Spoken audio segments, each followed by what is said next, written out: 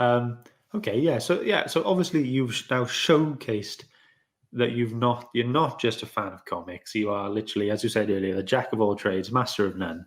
And I want to know now, apart from comics, what else, and apart from the cards and the blockbuster stuff behind you, what else do you geek out over? So my biggest thing that I absolutely love and adore, and I kind of touched upon it there with that last segment, was I am a big fan of toys. I love toys, always have done, always will do. I have successfully never grown up. I'm 35 years old and I've made it all this way. Now I've got kids of my own, meaning that I don't have to grow up.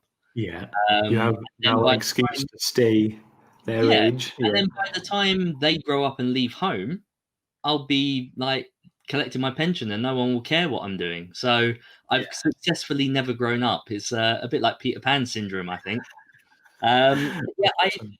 I love toys, and it doesn't matter what the toys are from. It doesn't matter. Like you could give me a toy, or I could find a toy from some obscure part of nothing, and I just love what toys are. Again, I picked up one at random just to show you guys. I have no idea where this toy is from. I don't know what it is. Ironically, it is a lizard character. Um, Surprise, surprise. but I have no idea what this is. Like I found it at a boot sale and I was like, I'm having that. Like there's just something about it. He sits on my desk and Okay. I just enjoy it being there. I Uh, love toys. And I'm very much, this room is filled with toys, some from my childhood, some that I've purchased recently. Um, and yeah, I share them with my kids. I am, despite the fact that I have certain comics slabbed, yeah, I am a big believer that comics are meant to be read and of that toys course. are meant to be played with. Yeah. I mean, So, you've slabbed that not because, oh, I'm going to sell that for millions in the future. You've slabbed it because that means so much to you, and you want to you're not getting rid of that. So you haven't slabbed it for resale. You've no, slabbed it for preservation for yourself.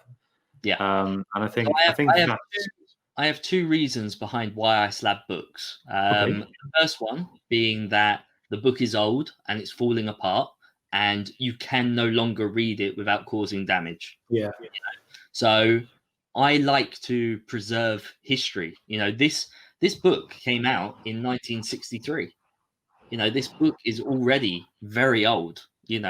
And if I can look after it in here, and so many people say they're like, well, you can never read it, or that's it, you've just put it in a tomb, it's done, it's over. And I'm like, well, no, it's not, because I can read reprints and enjoy the story that way. Yeah. And Read it online. if for whatever reason those disappear, I can break this open and still get this back. Yeah. There's nothing saying you can never get, like, it's not sealed No, for eternity. I You can can open open this it. up anytime I want and get the book back. The point is that it's so fragile now. The pages are so brittle that I want to look after it. I Yeah. want to protect it. So that's the first reason why I slab books, for preservation. Yeah. And the second reason is if I want to display them. If I want to put them in this room, if I want to have them mounted on the wall or put in the spinner rack, that's why I would get them slabbed. I have approximately 50 slabs at the moment, but Okay. in all honesty, there's probably only 10 to 12 more books that I would ever get slabbed, and the rest of my collection would stay raw. Why is that then? Just because I don't have a reason to slab them. Like not every book needs to be slabbed. Yeah. So what is your reason to slab them? Like I say, just to mount them up on the wall or to Yeah. preserve them. Just not more It's just preserved. something to protect them. Because if I've got them up on the wall and heaven forbid they fell down or dropped or anything like that, Yeah. the case is what's protecting them. Yeah. Uh, so that's the only reason. And Okay. I swap and change them as and when. Yeah. That's cool, man. That's cool. Like I think I feel a bit bad now because I've got like comics in photo frames behind me, and that's it. Like I Right? don't. Yeah. Like I mean, yeah. It's all right. It's all right. But they're on display. I mean, they're they're not glass. They're not glass. It's plastic. I mean, it's not even the best kind of covering. But I mean, I'm happy with it. And I think the biggest concern was like UV damage, but that's Yeah. not going to happen because there is no but the window that they're by, there is no direct sunlight. Yeah. It's just residual sunlight. You'll get people that always say that even the light coming from the lamps in your house and everything like that will cause damage. But at the end of the day, what is the point in having these things if you can't enjoy them? If you can't look at them and enjoy them? So yeah, do what you can to look after them. Like, don't go putting them in the bath or in the sink or something. What? But you know, still enjoy them. Don't just lock them away in the back of a wardrobe somewhere. Like, have them out and enjoy them. Totally agree. Totally agree. Like, at the moment, I've said on older videos before, I'm trying to do up my spare room at the moment, and I'm just going to buy loads of these frames and just chuck them all over the wall. I'm probably just going to buy 20, 30 frames. Like, like, I appreciate the whole CGC thing, and like, people get they get like what, snap cases. You know what I'm on about? And they got nice little things you put like pinholes through them. No, what am I trying to say? The tacks. You know what I'm on about? I put them into the wall, and but I'm just like, it doesn't. No offense to any of those people, but for me, it just doesn't look attractive. And I would like, like those. You've got some frames behind you, and that looks, they look nice, all framed. And I'm the kind of guy who likes to frame things and put them up. So I think that's what I'm going to keep doing. And if that offends anyone, fine. But I'm happy with the way. At the end of the day, no one should be telling anyone else how to enjoy this hobby or how to collect. Yeah. I personally couldn't care less about the grade of the books. If CGC or any other company decided that they were going to do an encapsulation service but not grade the book, I would go for that, because, like I say, the only reason I'm doing it is to protect the book. So you wouldn't even be bothered about the grade then? I'm not bothered about the grade. I mean, I like them to present nicely. This is a 1.8. Like I say, it was covered in sellotape, which has left like a horrible residue on it. But overall, it still looks pretty good. I mean, I can tell what it is. Yeah, and that's all that matters. Like, you can see that that's Spider-Man and that's the lizard. Like, it doesn't matter that it's a 1.8 or a 9.8. It makes no difference. Yeah.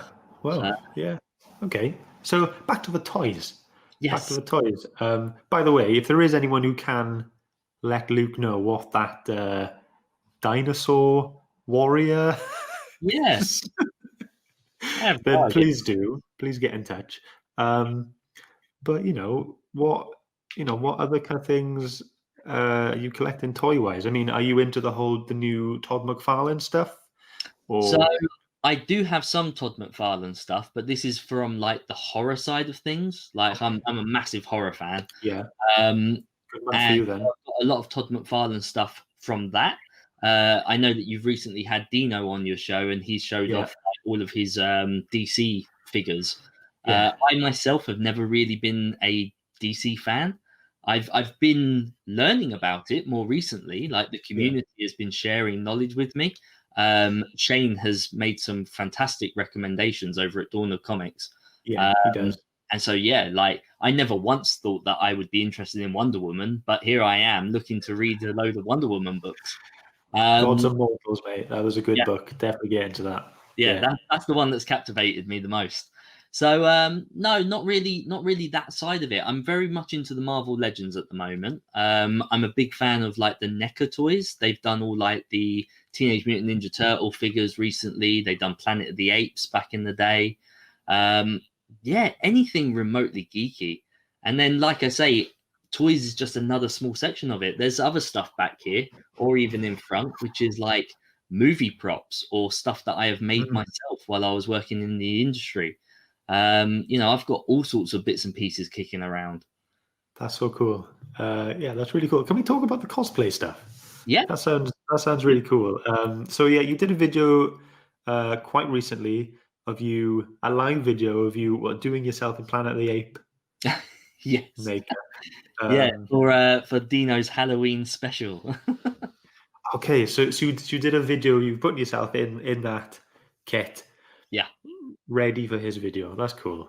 For anyone who hasn't seen it, what was the process of it, and why? Okay, no, actually, we'll start off. Why did you like cosplay, and where did that start, and how did that start? So cosplay for me, because my background as a career is special effects, Yeah. and Okay. I decided that I was going to go to these conventions based on my love of comics and everything else.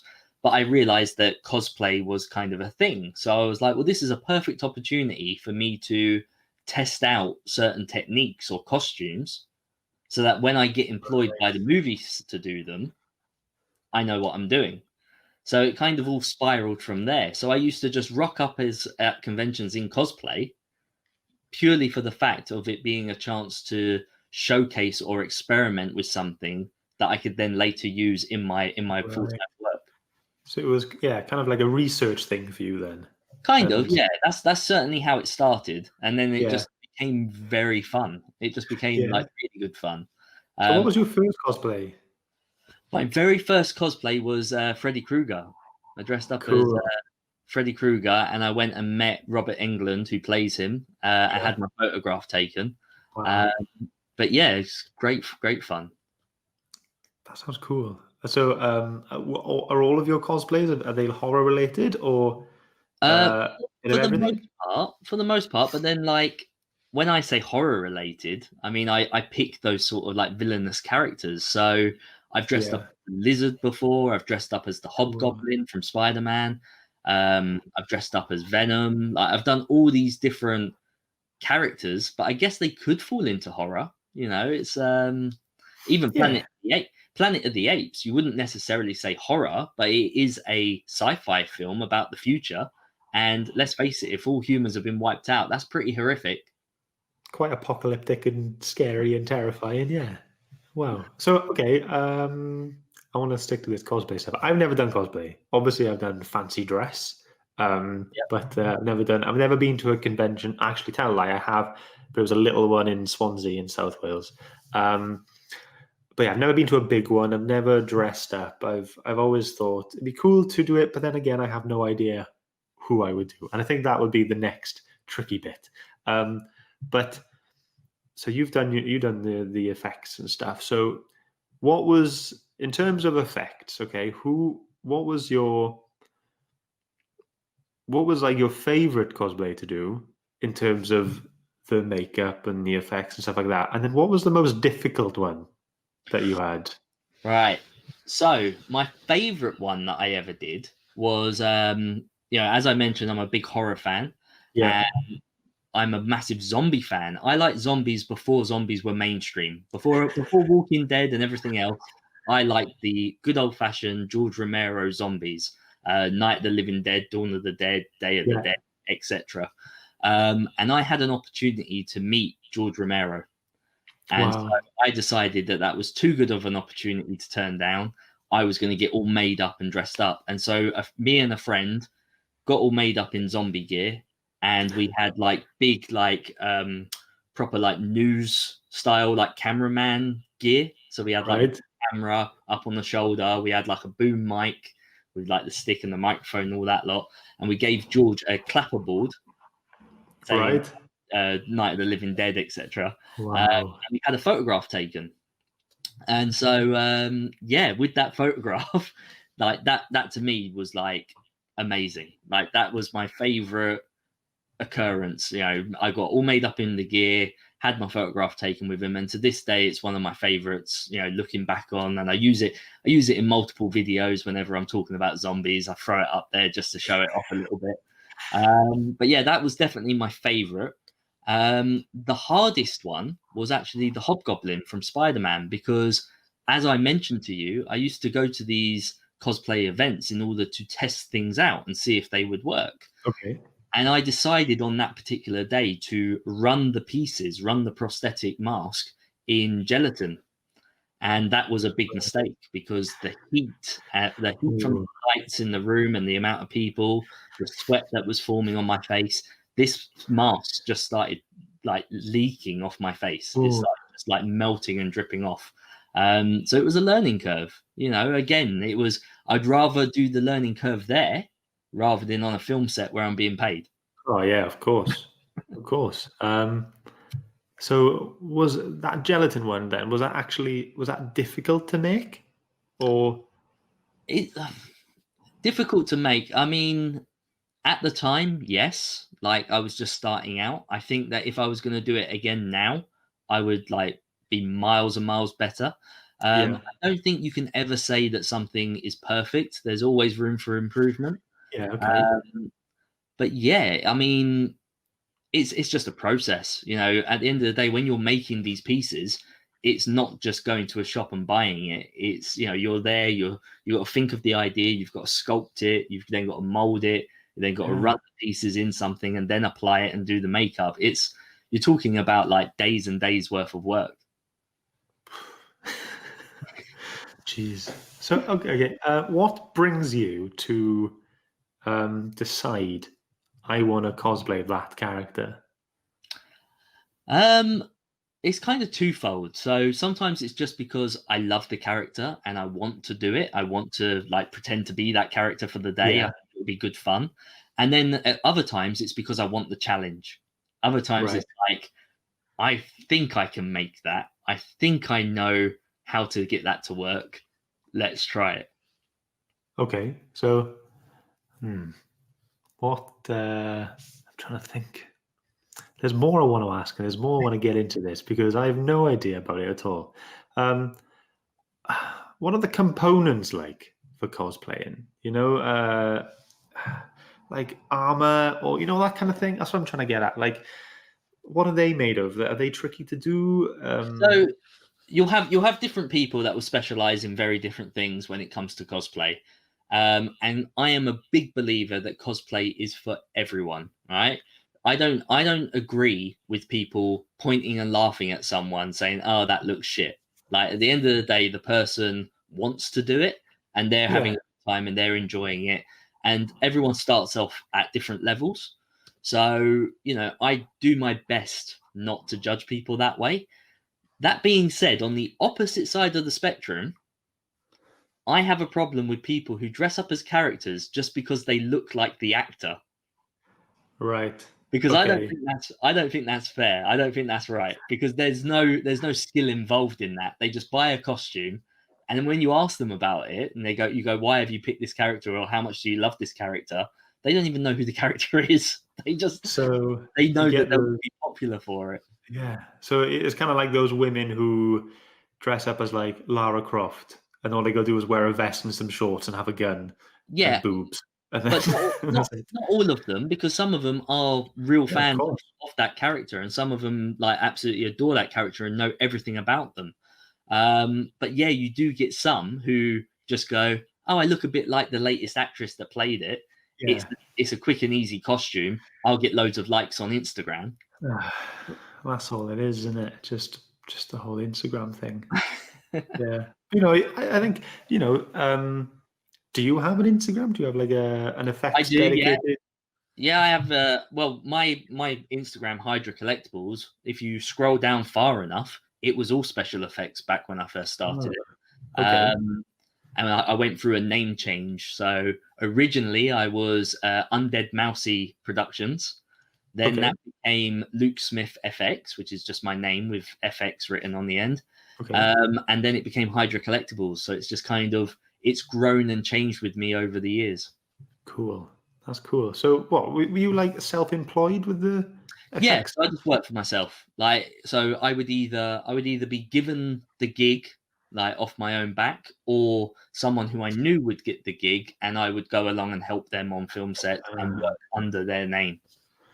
any good notable films that we've heard of?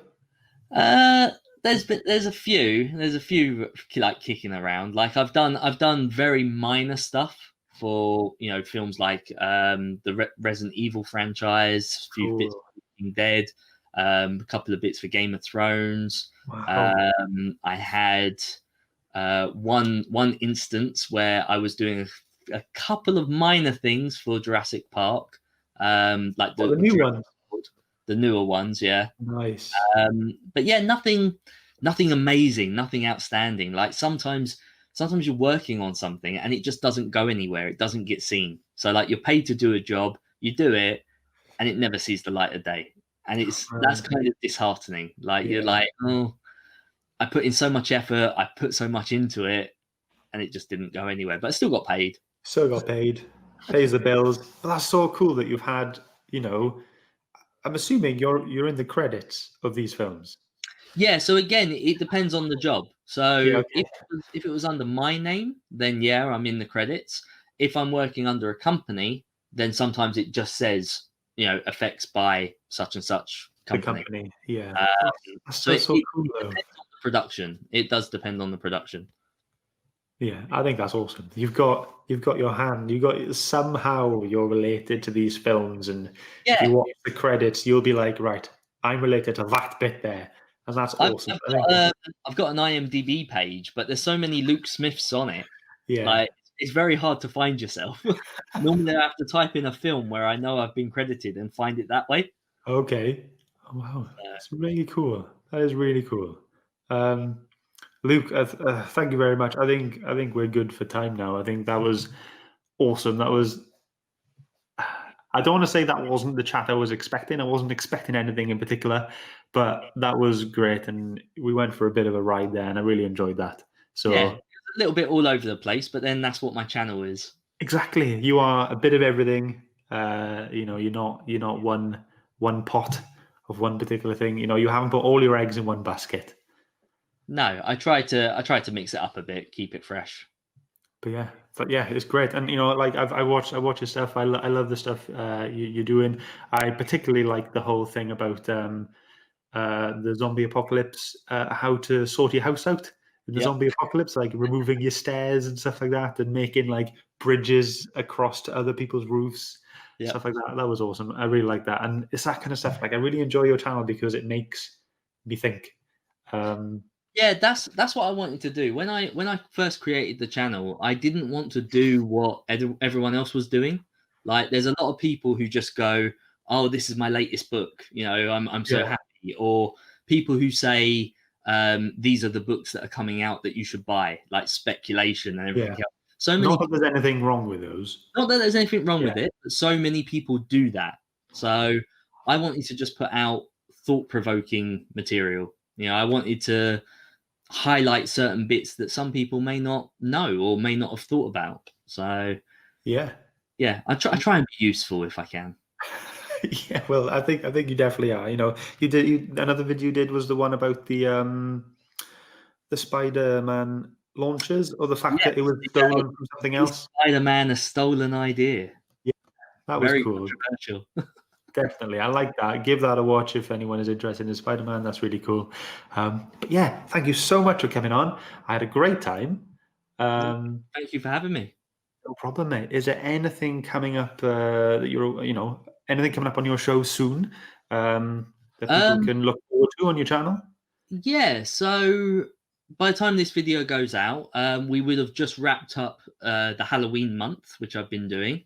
Yeah. And instead, we're going to be moving into kind of like a little a memorial and a kind of like look back at Stan Lee, because it's been 2 years Oh, now wow. since his passing. No Uh, way. 2 years already. 2 years already, Wow. yeah. And so we're going to do a selection of videos just kind of looking back at the legacy that he's left behind. So I've got a collection of friends all banding together, and we're going to go through some of his more popular titles. Cool. That sounds really good.